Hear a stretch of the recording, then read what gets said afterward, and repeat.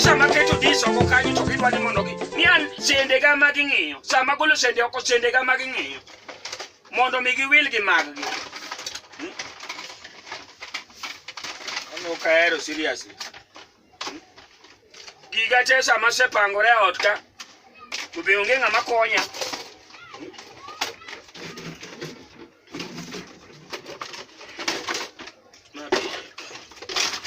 Sani ma koro de beni koro penyo se yaore koro upinjo ka eli koro duoge pap. Ko jara bandu. Sani de penyo rach ma tuga. To pi jamani omera. Umari. Mami ni tino machal nade. Ami ni kendo tiyo gi nyithindo yo mofuoka kama. To pi beno sirumo ot ka ya. Umari. Ima sadi ma pudi ni ndoni. Ma sadi me pudi ni ndoni wani madala.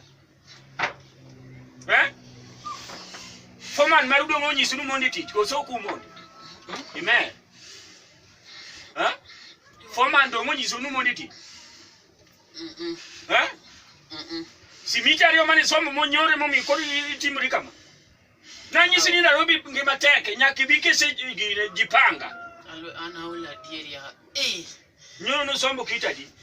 Dong trailer mono biro kanyo margine. Trailer mar simiti ko sokidi.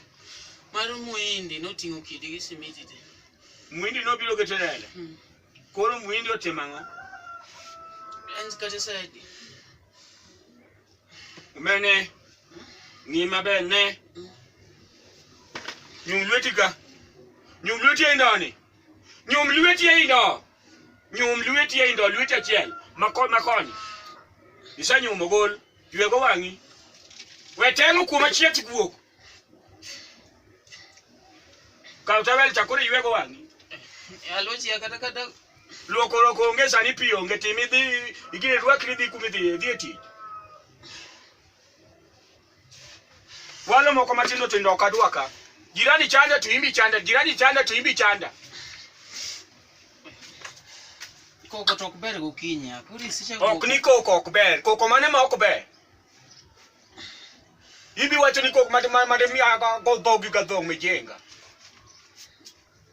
ka otita tirwaki wuogi dhi tich bwana ini ngeni nyo okawandalo mang'any mondo mi awuogi fomano rwaki tich to podi dwani mondo mi chanda kanini nindo nyaka sani. No kang'eyo ya nendo kalo gi jite. Bing'eni nyako kenyali yudo kata kionge pesa. Kosiwe ni kata nitie kata nyako midwe gombo kendo nyalo yie kionge pesa. Baba seiye na kosoni. Minu no gocho ni. Nyoro. Mama poko gocho. Onge gima no nyisi. Onga. To maminu dao dala maliji ni. Nati mama. Nitie dhako mane weda. Yani mamu sikoni nyaka wach dhako gote. Ema penyi dhako nitie miweda. Aus. No iluonge. Mane miyo e just standard to. Wenyero. Iluonge de mele. Mele. Oka us. To imbe ngeni dhi tu mateko be. Puri ungi ti temi onya dhi bwana. Giche chenene. Ko nyathi omiyo nyathi wadgi. Giche chenene. Ko nyathi omiyo nyathi wadgi ma nyathi nyuolo nyathi. No. Giche chenene na mistake moro matin mar gini.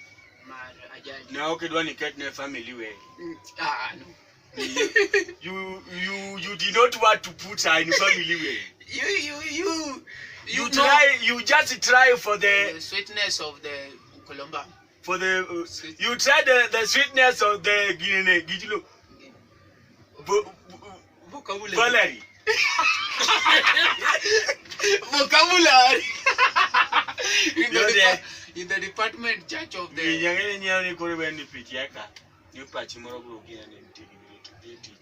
one wajomo setem ginyanga na amanda usacham kenda kudo temidhi tich imbi winje chandruok mosebedi kwa winjo ka gimina na timo nini biblo timo ne ngato life en kama patenia ina na lodge bwana ingamo siepa bwana koro kanise kela Nairobi onge tiende ni keto piti ora ni atiana dhi tich sano sekalo sano sekalo koro an gima na kwa leo ne tich di chielo kendi moro marach wena weka wuno kende ki ina diti Oma ni wewe. dong Leo tenyalo leo kutatambara ni okinya leo inyalo leo. But nyakiwugi foreman nikechan kama dubucha kama unity chonge. Foreman na kono no kawinji ka denda bera inya kono wacho ni ang na kone kaka chieo emadwa wuo kode angina dhi wuo kode. You will tell the foreman how you come up in the morning. Mia na dine na awuo kati winjo. Mela to kadwa odni. Winjo. Odni achulo ge pesa na tan mangi gik matimo mondo miya achulo odni. Koro mela okadwa.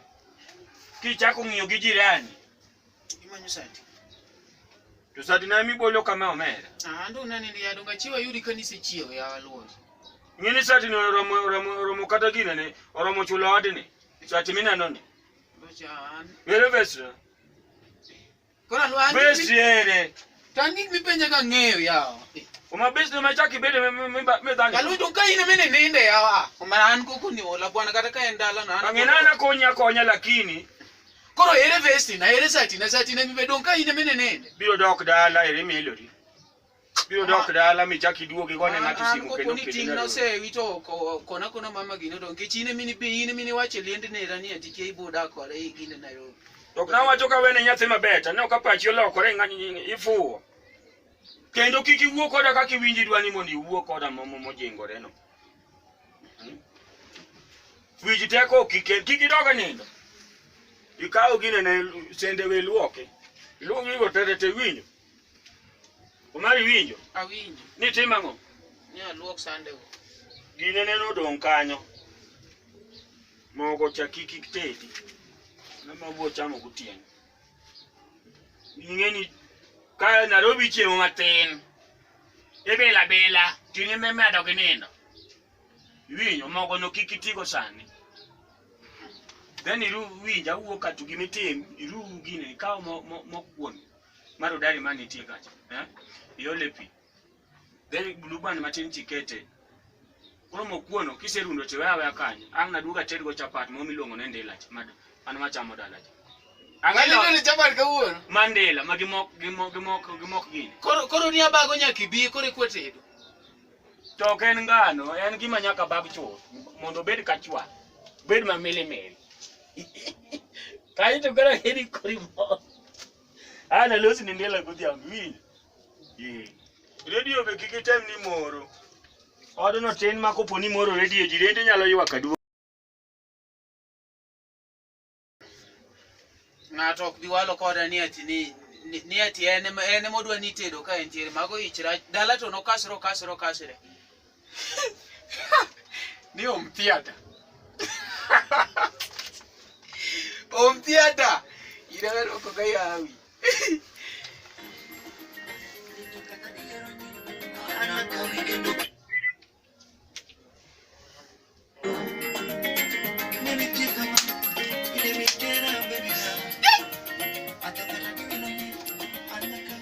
Baby dan. Gino paro na paro. Seche alwoch walo koda seche gi madwa luonge nyathicha. An magi maisha moke bidal. Luonge nyathicha. Velma.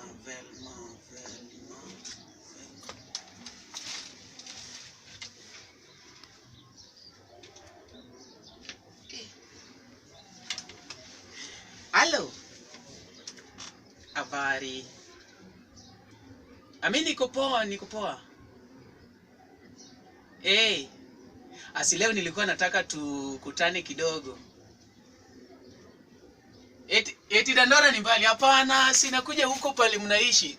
Uliniambia unaishi Kibira? Sinakuja tu hapo, kuna bro wangu hapo. Ukifika tu hapo bypass uniambie. Mimi pia nateremka. Sawa. Bas. Odi manyaga kele nyathini ano. Gik moko ni ati kikayuni walo gi oda ne ot mi walo go ne kita. Ya lojo dagdaro ne kitanda. Wekora dichi nyathini. Farago cho kutufuata. Staki cho kutufuata.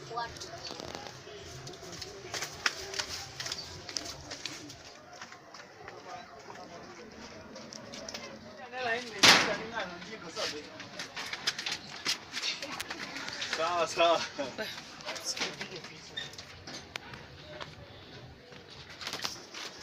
Habari yako? Mzuri sana. Unajua Omari? Omari mgani wewe? Unajua Omari? Kuna Omari mwingine anaishi hapa. Na kwa nini wapi?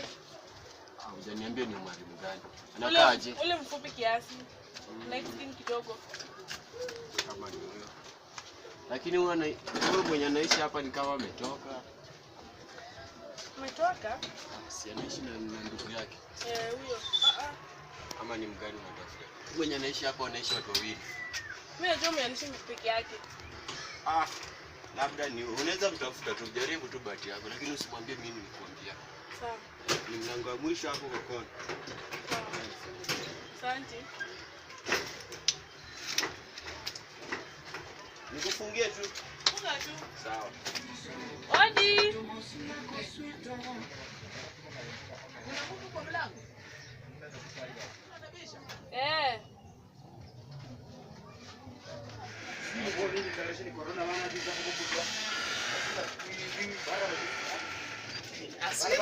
Usijali, kwa nini unaogopa hiyo?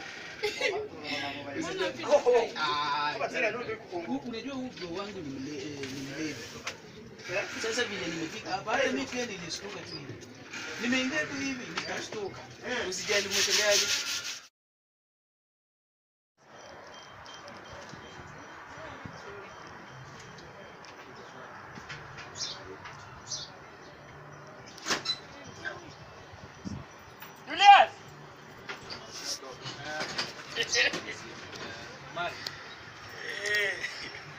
Mamoro lo kore kaje mera gasta lo gane ne ke.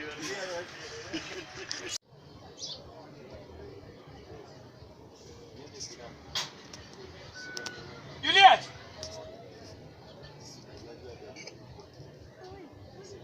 You.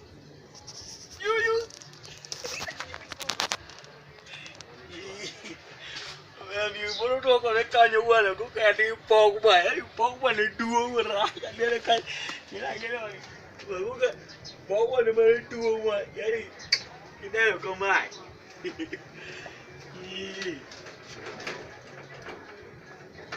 Tendo que tu me mueres lo que es. Chan. We temo wa ngeji kato donje uteke meje. Me ibi chaki duo, ki ndwani mo ne ka, long. Nanu ke mabruti.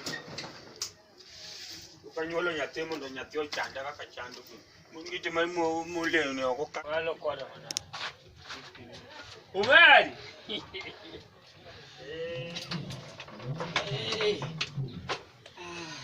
Umari. Umari mango mitimo. Manga.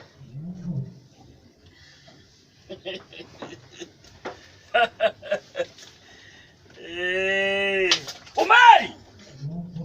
Umari manonga. Manonga manichiro utanda nano. Madam, who is you? Ilunga. Ilunga ni Valari. Itio matek, ilunga ni Valari. Aneno kitio matek. Iswet. Umari sweat. Umari. Umari sweat. Analuwa. Umari manga. Madam, who are you? En Valari. Ibi nyisa ni en Valari. Kitanda na Valari. Umari setio matek, kanene setio iswet donge. Setio matek Umari. Ilo kamano. Madam, utatoka wapi? Oya ya machiegi ni kai. Kanye? Oya mtaka. Waelewa Kiswahili? Unaitwa nani? Valari. Hapa injinia Umari. Magi gik mania dala mibiro timo ka. Iwe dako kinyathi ka chandore tich ase guli mane magine to kenyal timo mago.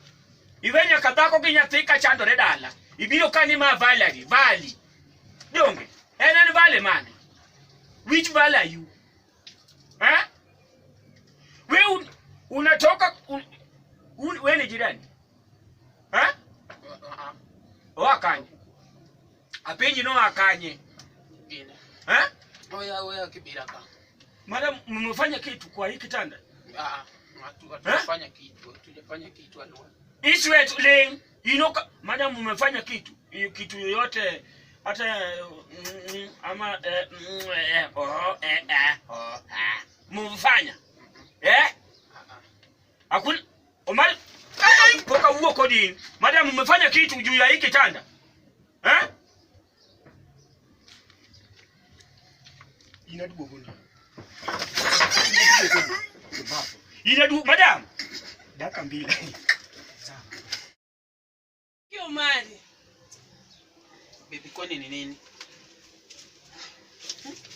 Mume anifanyia hivyo.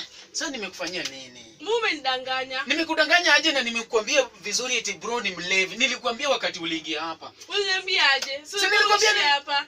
Hapana mimi ni hisi hapa nini? No. Vile unaniona ni hisi hapa Hapana. Anafanya kazi ya mjengo. Mjengo nilienda kusupervise. Sio bado unadanganya, sio uongo. Mimi nilienda kusupervise najua hutaelewa. Unadanganya. Kwani nilikudanganya aje? Hatuishi hapa na unaishi hapa na brother zako. Mimi hisi hapa sasa vile unaniona babe mimi naweza hisi hapa. Mimi sasa maneno yako. Usifanye hivi. Niache. Ande. Usinipigie simu niache. Niache. Sweet. Niache.